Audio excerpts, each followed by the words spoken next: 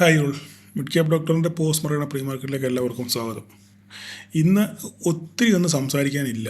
എന്താ കാര്യം എന്ന് വെച്ച് കഴിഞ്ഞാൽ മാർക്കറ്റ് എവിടെയൊക്കെയാണോ ഓപ്പൺ ചെയ്തത് ആ ഏരിയയിലൊക്കെ തന്നെ കിടന്ന് വട്ടം കറങ്ങുമായിരുന്നു അല്ലേ. നമ്മൾ നോക്കിയാൽ ഇന്ന് ബിഗിനേഴ്സ് നോക്കുകയാണെന്നുണ്ടെങ്കിൽ കറക്റ്റ് രണ്ട് ഓപ്പർച്യൂണിറ്റി ഉണ്ടായിരുന്നു. കറക്റ്റ് രണ്ട് ഓപ്പർച്യൂണിറ്റി. അതിൽ ആദ്യത്തെ ഓപ്പർച്യൂണിറ്റി കിട്ടിയില്ലെങ്കിൽ രണ്ടാമത്തെ ഓപ്പർച്യൂണിറ്റി നിങ്ങൾക്ക് ഉപയോഗിക്കാമായിരുന്നു. അതായിരുന്നു നല്ല രണ്ട് ഓപ്പർച്യൂണിറ്റി. ആ രണ്ട് ഓപ്പർച്യൂണിറ്റി ഞാൻ പറയാം. രാവിലെ മാർക്കറ്റ് ഗ്യാപ്പ് ഡൗണിൽ ഓപ്പൺ ചെയ്തു ഇല്ലേ. രാവിലെ എങ്ങാണ്ട് 30 പോയിൻ്റ് എങ്ങാണ്ട് ഗ്യാപ്പ് ഡൗണിൽ ഓപ്പൺ ചെയ്തതിന് ശേഷം മാർക്കറ്റ്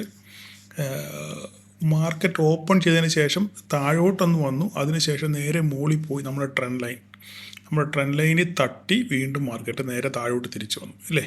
പക്ഷേ നമുക്ക് അൺസർട്ടനിറ്റിയാണ്, നമുക്കൊന്നും അറിയത്തില്ല. നമ്മുടെ ഈ ഡോട്ടഡ് ലൈനാണ് നമ്മുടെ ഓപ്പണിംഗ് ലൈൻ.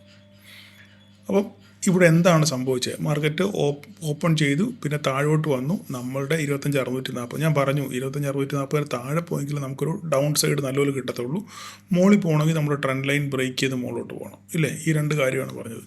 അപ്പോൾ മാർക്കറ്റ് താഴോട്ട് ഒന്ന് ഇറങ്ങി വന്നു ഇല്ലേ. ഇറങ്ങി വന്ന് നമ്മുടെ 640 ഏരിയയിൽ വന്ന് ടെസ്റ്റ് ചെയ്തിട്ട് നേരെ റിജക്റ്റ് ചെയ്തു. മാർക്കറ്റ് റിജക്റ്റ് ചെയ്തെങ്കിലും ഒരു പക്ഷെങ്കിൽ എക്സ്പീരിയൻസ് ആയിട്ടുള്ളവർ വേണമെങ്കിൽ ഇവിടെ ട്രേഡ് എടുക്കുമായിരിക്കും. കാരണം നമുക്കിവിടെ സപ്പോർട്ട് ലൈനും ഉണ്ട്, റിജക്ഷനും വന്നു. അതുകൊണ്ട് വേണമെങ്കിൽ നമുക്കൊരു ട്രേഡ് എടുക്കാം.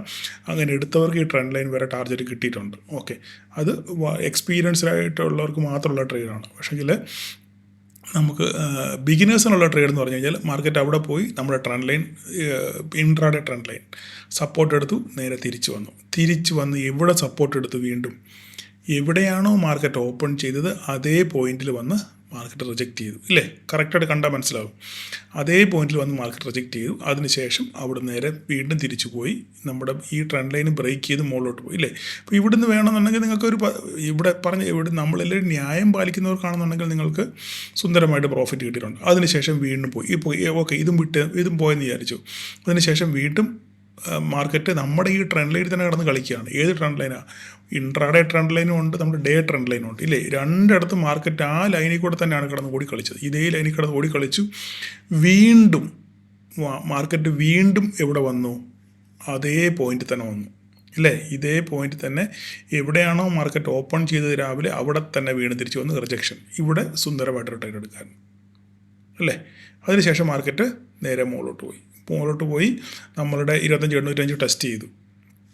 ഇല്ലെങ്കിൽ നിങ്ങൾക്ക് എവിടെയാണ് ഇറങ്ങാൻ ഇഷ്ടം, അല്ലെങ്കിൽ ട്രെൻഡ് ലൈനിൽ ഇറങ്ങാം, എവിടെയാണ് നിങ്ങൾക്ക് ഇറങ്ങാൻ ഇഷ്ടം അവിടെ നിങ്ങൾക്ക് ന്യായമായിട്ടുള്ള പ്രോഫിറ്റ് ബുക്ക് ചെയ്ത് മാറാനുള്ള അവസരം നിങ്ങൾക്ക് സുന്ദരമായിട്ടുണ്ടായിരുന്നു ഇല്ലേ. അപ്പോൾ ഈ രണ്ട് ഓപ്പർച്യൂണിറ്റി ഇവിടെ 3 ഓപ്പർച്യൂണിറ്റി ഉണ്ട്. ഈ ഓപ്പർച്യൂണിറ്റി വളരെ ശരിക്കും ചാർട്ടിൽ നോക്കിയിരിക്കുന്നവർക്ക് ട്രേഡ് ഇന്ന് ട്രേഡ് ചെയ്യാൻ പറ്റിയ അവസരം എന്ന് പറഞ്ഞാൽ ചാർട്ടിനകത്തിൽ എത്ര പേര് നോക്കിയിരുന്നു.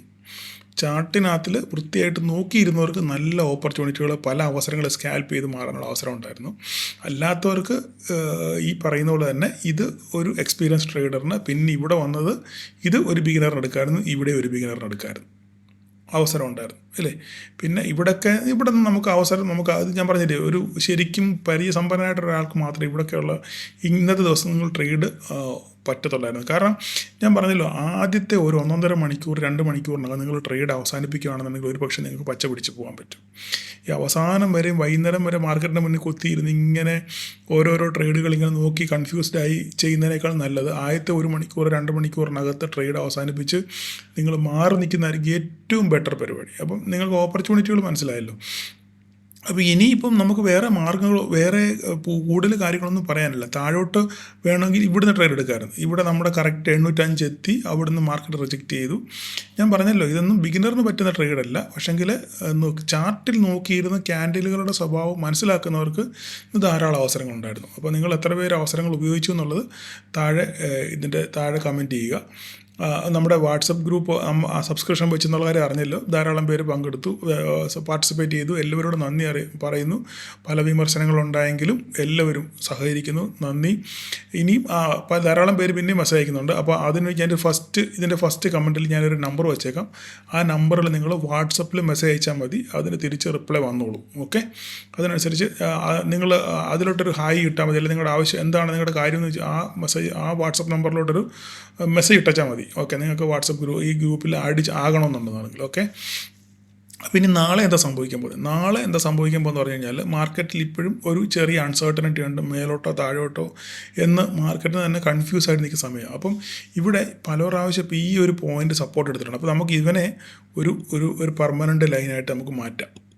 ഓക്കെ, ഒരു പെർമനൻറ്റ് ലൈനായിട്ട് മാറ്റാം. അപ്പോൾ നാളെ ഇനി മാർക്കറ്റ് സംഭവിക്കാൻ പോകുന്നത് ഇതായിരിക്കും സപ്പോർട്ടായിട്ട് ആക്ട് ചെയ്യാൻ പോകുന്നത്. ഈ ട്രെൻഡ് ലൈനിന് മുകളിൽ നമ്മുടെ ഈ ഡേ ട്രെൻഡ് ലൈൻ, ഇതാണ് ഡേ ട്രെൻഡ് ലൈൻ ഈ പോകുന്നത്.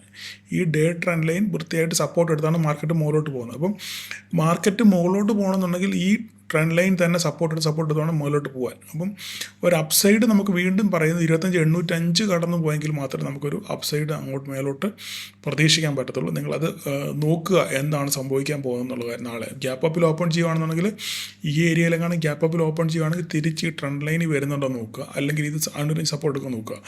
അഥവാ ഇവിടുന്ന് മുകളിലോട്ട് പോയി, ഇത് ടെമ്പററി ലൈനാട്ടോ, ഈ 840 എന്ന് പറഞ്ഞ ഒരു ടെമ്പററി ലൈനാണ്. പിന്നെ നമുക്കൊരു അപ്സൈഡ് മൊമെൻറ്റം പ്രതീക്ഷിക്കണമെന്നുണ്ടെങ്കിൽ 874 കടന്നു പോകണം. 874 കടന്നെങ്കിൽ മാത്രമേ നമുക്കൊരു നല്ലൊരു സ്ട്രോങ് ബുള്ളിഷ് സെറ്റപ്പ് എന്ന് നമുക്ക് പറയാൻ പറ്റത്തുള്ളൂ. ഇല്ലെങ്കിൽ മാർക്കറ്റ് എപ്പോഴും തിരിച്ച് ട്രെൻഡ് ലൈനോട്ട് വരാൻ വേണ്ടി എപ്പോഴും ശ്രമിച്ചുകൊണ്ടിരിക്കും. മനസ്സിലായി പറഞ്ഞ്. ഈ ട്രെൻഡ് ലൈൻ പൊട്ടിച്ച് താഴെ പോവുകയും ഈ ഇന്നലത്തെ ഈ സപ്പോർട്ട് പൊട്ടിക്കുകയും ചെയ്ത് കഴിഞ്ഞാൽ മാർക്കറ്റ് പിന്നെ താഴോട്ട് ഇറങ്ങി വരാനുള്ള സാധ്യതയുണ്ട്. നാളെ എക്സ്പയറിയാണ്. ഓക്കെ, സൂക്ഷിച്ച് കണ്ട് ട്രേഡ് ചെയ്യുക. നെക്സ്റ്റ് എക്സ്പയറിയിൽ നിങ്ങൾ കഴിവുകൊണ്ട് ട്രേഡ് ചെയ്യാൻ നിൽക്കുക. വേറെ പ്രത്യേകിച്ച് അതിലൊന്നും പറയാനില്ല. ഇനിയിപ്പോൾ നമുക്ക് ബാങ്ക് നിഫ്റ്റിയുടെ കാര്യം നോക്കുകയാണെന്നുണ്ടെങ്കിൽ ബാങ്ക് നിഫ്റ്റിയിൽ നമ്മുടെ വരച്ച അതേ ലൈനിൽ തന്നെ റെസിസ്റ്റൻസ് എടുത്ത് മാർക്കറ്റ് തിരിച്ച് അതിനകത്താണ് നിൽക്കുകയാണ്. അപ്പോൾ ഇതിനകത്ത് നിൽക്കുക മാർക്കറ്റ് അല്ലേ, ഈ റേഞ്ചിനകത്താണ് മാർക്കറ്റ് നിൽക്കുന്നത്. അപ്പോൾ നാളെ ഇനി ഒരു അപ്സൈഡ് നമുക്ക് പ്രതീക്ഷിക്കണമെന്നുണ്ടെങ്കിൽ ഈ റേഞ്ച് പൊട്ടിച്ച് മുകളിലോട്ട് പോകണം. അപ്പോൾ തന്നെ ബാങ്ക് നിഫ്റ്റിയിൽ വേറെ കുറച്ച് കാര്യങ്ങൾ സെബി കൊണ്ടുവന്നിട്ടുണ്ട്. വെയിറ്റേജിൻ്റെ പ്രശ്നം ഞാൻ ഓൾറെഡി പിന്നെ സംസാരിച്ച് മുഷിപ്പിക്കേണ്ട കാര്യമില്ലല്ലോ. വെയിറ്റേജിൻ്റെ കാര്യങ്ങളൊക്കെ അപ്പം ചിലപ്പോൾ അഡ്ജസ്റ്റ്മെൻറ്റ്സ് ഒക്കെ വരും. നമ്മുടെ HDFC ICICIയിലൊക്കെ അതിൻ്റെ വെയിറ്റേജ് അഡ്ജസ്റ്റ്മെൻറ്റിൻ്റെ കാര്യങ്ങളൊക്കെ വരാനുള്ള സാധ്യതയുണ്ട്. അപ്പോൾ അങ്ങനെയാണെന്നുണ്ടെങ്കിൽ ഒരു ബാങ്ക് നിഫ്റ്റി സെല്ലിംഗ് പ്രഷർ വരാനുള്ള സാധ്യതയുണ്ട്. പക്ഷേ അതിന് സമയമുണ്ട്, മാർച്ച് വരെയുള്ള സമയം ഉണ്ട്.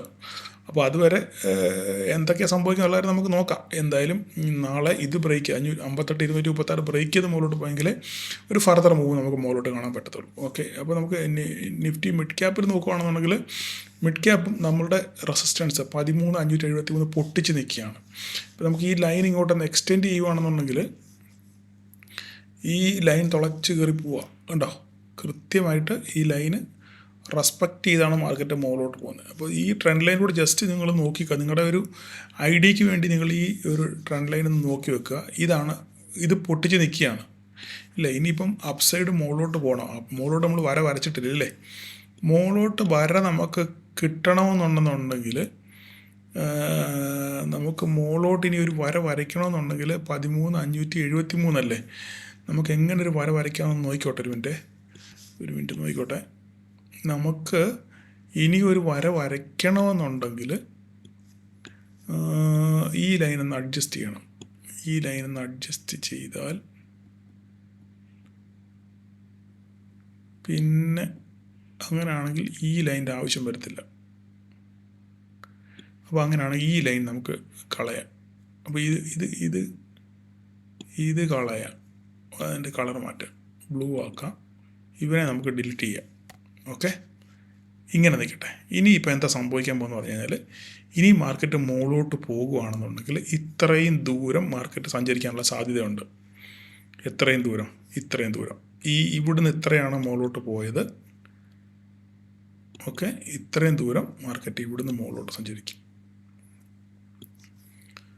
ഓക്കെ,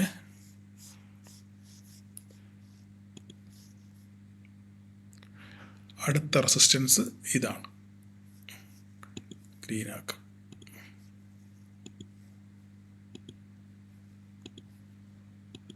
ഓക്കെ, അടുത്ത റെസിസ്റ്റൻസ് ഇതാണ്.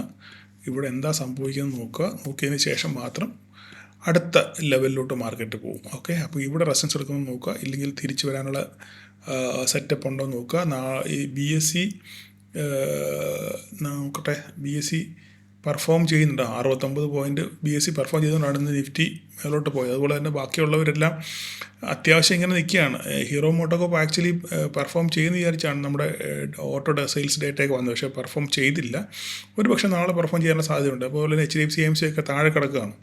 അപ്പോൾ നാളെ ഇവരെല്ലാം കൂടെ പെർഫോം ചെയ്യുകയാണെങ്കിൽ ഡിക്സണും HDFC AMCയും ഹീറോ മോട്ടോകോപ്പും BSE ഒക്കെ എല്ലാം കൂടെ ഒന്നിച്ച് സഹകരിക്കുകയാണെന്നുണ്ടെങ്കിൽ ഒരു പക്ഷേ ഈ സാധനം മുകളിലോട്ട് പറക്കാനുള്ള സാധ്യതയുണ്ട്.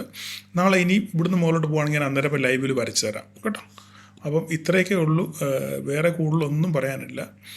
ഇന്ന് ഇപ്പം നോക്കുകയാണെന്നുണ്ടെങ്കിൽ നമുക്ക് US മാർക്കറ്റും പോസിറ്റീവിലാണ് ഓടുന്നത്. ഇനി രാത്രി എന്ത് സംഭവിക്കുന്നുള്ള കാര്യം നമുക്ക് അറിയത്തില്ല. അപ്പോൾ എന്തായാലും നാളെ എല്ലാവർക്കും ഒരു പ്രോഫിറ്റബിൾ ഡേ ആശംസിക്കുന്നു. Thank you all.